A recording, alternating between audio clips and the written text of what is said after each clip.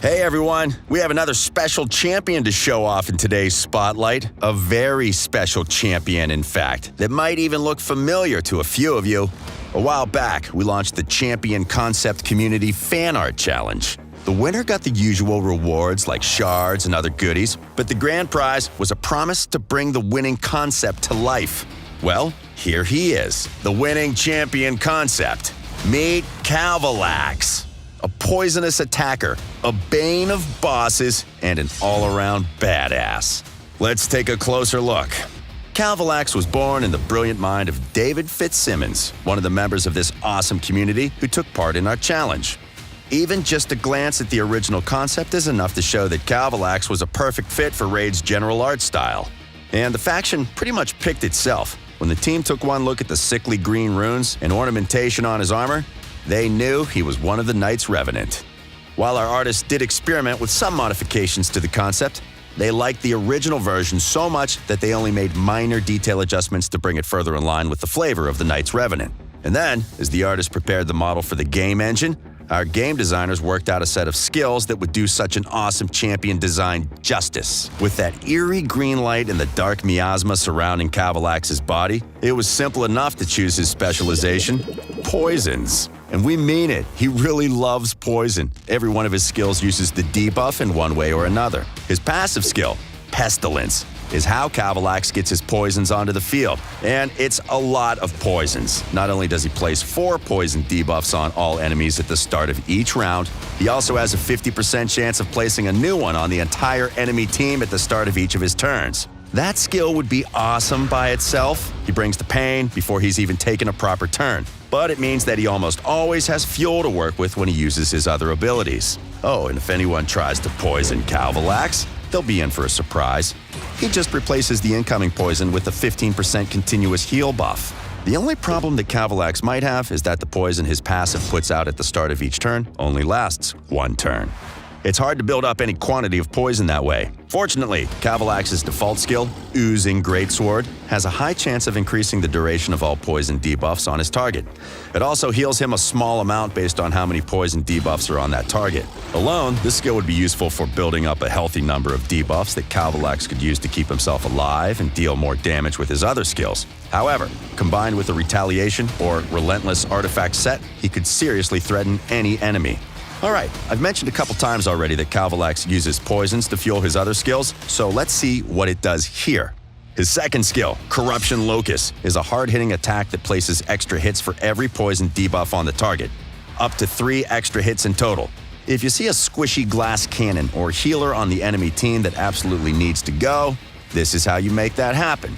With all the debuffs Kalvalax places on his foes by default, you'll be pretty much guaranteed to get a 4-hit smasher early on. If you think that's Kalvalax's heavy hit, though, you'd be mistaken.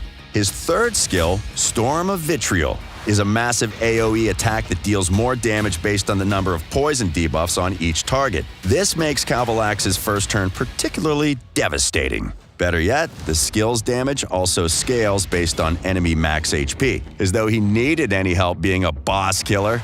To round things out, he also has a 19% speed increase aura that works in all battles.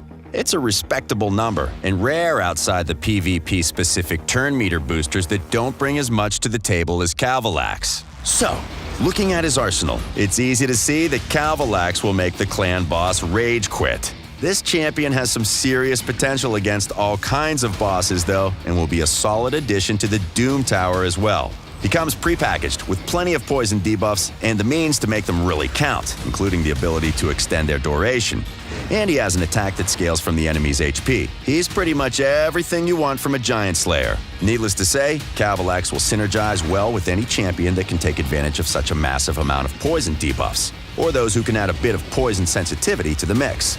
But remember, enemies can resist Kalvalax's poison debuffs, so you'll want to give him plenty of accuracy to avoid that. And speed. The more he gets to use his default skill, the better. As long as you check both of those boxes though, Kalvalax is pretty chill about what artifact sets you give him. He's a damage dealer and will benefit from the usual DPS builds as long as his accuracy and speed aren't neglected. And that's everything for Kalvalax. And now you know how much of a beast this guy is. Thanks again to David Fitzsimmons for giving us this amazing powerhouse. As part of our thanks, we sent a gift-wrapped Kalvalax to his account, and he was kind enough to share his thoughts on the champion. Let's hear from the artist himself. I had so much fun being involved in the character creation process, converting the Duke of Doom through to Kalvalax, the character that we have in the game today. Two things amazed me. The first was what an amazing job they did converting a 2D image into the amazing 3D animation that we have in the game now. It is exactly as I imagined, and so really well done, guys. I guess given the game is so gorgeous, that's hardly a surprise. The second thing is how inclusive Plarium were through the entire process. You know, Jay Giggs, another content creator, said it perfectly. Plarium went the extra mile here. So they could have actually released this character as a rare, or maybe as an ordinary epic, but instead, they released it as an absolutely kick-ass legendary. So whilst he might be called Kalvalax, he'll always be considered the people's champion. And I think it's a good honor for all the people who submitted entries, because there were some amazing entries that were in that competition. I hope one day you have him in your roster. Until then, guys, raid on. As the first community-made champion, Kalvalax holds a special place in our hearts. Not only was he a blast to work on for the artists and game designers, but the Champion Concept Challenge in itself showed us how many awesome and talented people there are in our community. Rest assured, it won't be the last one we hold. So, keep your eyes out for more art contests, and who knows, perhaps next time, the champion we're spotlighting will be yours. Good luck and happy raiding!